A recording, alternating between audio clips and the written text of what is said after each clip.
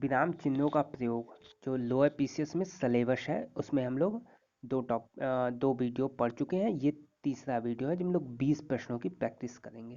ठीक, पहला जो है टॉपिक से संबंधित था, दूसरी प्रैक्टिस सेट है और ये तीसरा भी प्रैक्टिस हम लोग करेंगे उसी प्रश्नों पे, विराम चिन्हों के प्रश्नों पे। आहा, तुम्हें पाकर कितना आनंद आ रहा है, वाक्य में उचित विराम चिन्ह का प्रयोग करें। तो ये हो जाएगा विस्मयादि बोधक चिन्ह, बी ऑप्शन, विस्मयादि बोधक चिन्ह। आहा यहाँ पे लगेगा। कबीर वाणी के डिक्टेटर थे, इस वाक्य में किस विराम चिन्ह का प्रयोग होगा। तो उद्धरण चिन्ह, पहले वीडियो में ये बताई गई थी, उद्धरण चिन्ह। संयोजक चिन्ह को किस अन्य नाम से जानते हैं। तो ये हो जाएगा संयोजक चिन्ह को सामासिक चिन्ह के नाम से जानते हैं। ये भी बात बता दी गई है पहले वीडियो में। पहले वीडियो आप लोग पहला वीडियो देख लें, उसके बाद ये प्रैक्टिस सेट सॉल्व करें। भूल सुधारने अथवा शब्द को किसी त्रुटि को सही दिखाने के लिए किस कोष्ठक का प्रयोग किया जाता है। तो ये किया जाता है बी, वर्गाकार कोष्ठक।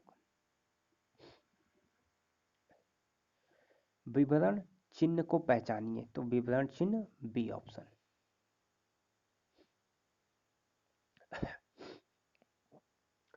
विवरण चिन्ह बी ऑप्शन।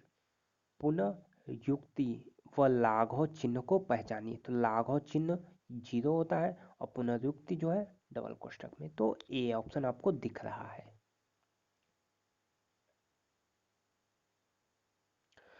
पाद चिन्ह को अभिवाहित किया है, अभिविहित किया है, पाद चिन्ह को अभिविहित किया है। तो ये हो जाएगा रेखा, पाद चिन्ह या रेखा, इसका दूसरा नाम है। कहने का मतलब ये है। हंस पद किस विराम का एक और नाम है। तो हंस पद त्रुटि विराम। जब कहीं त्रुटि हो जाए या कोई शब्द आप भूल जाते हैं तो वहाँ पे इस तरीके का प्रयोग करके उसको ऊपर लिख देते हैं, यही होता है हंस पद। तो इसी को क्या कहते हैं, त्रुटि विराम। तो हंस पद किस विराम का एक और नाम है। तो ये हो जाएगा त्रुटि विराम। तुल्यता सूचक चिन्ह को पहचानिए, इसमें कौन सा तुल्यता सूचक है। तो तुल्यता माने इक्वलिटी, तो इक्वल का साइन सीधे सीधे आपको दिख रहा है, डी ऑप्शन। तो तुल्यता सूचक डी ऑप्शन। तुल्यता, समानता, सारी चीजें एक ही है, तो ये हो जाएगा डी ऑप्शन। पाद बिंदु चिन्ह को पहचानिए, आपको पाद बिंदु चिन्ह पहचानना, तो पाद बिंदु डी ऑप्शन। ये समाप्ति सूचक चिन्ह को पहचान करें, इसमें कौन सा समाप्ति सूचक चिन्ह है। तो समाप्ति सूचक ये दोनों होते हैं। ये पूरे किताब के लिए यूज होता है, यानी पूरी किताब अगर ख़त्म हो जाए तो इस तरीके का समाप्ति सूचक लगाते हैं। लेकिन उस किताब में अगर कई अध्याय है, पहला अध्याय ख़त्म होता है तो इस तरीके का चिन्ह लगाते हैं। पहले वीडियो में ये बात बताई गई है। तो समाप्ति सूचक के लिए ये, और पूरे अध्याय यानी पूरे किताब के लिए सेकंड ये, किसी अध्याय के लिए ये और किसी किताब के लिए ये चिन्ह। तो ये दोनों होता है समाप्ति सूचक चिन्ह। किस शब्द में ए स्वर नहीं है। तो ये हो जाएगा वैदिक, इसमें जो है ए स्वर नहीं है।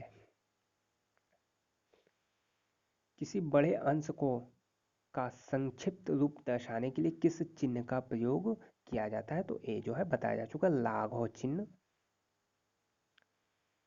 सही विराम चिन्हों वाला वाक्य कौन सा है।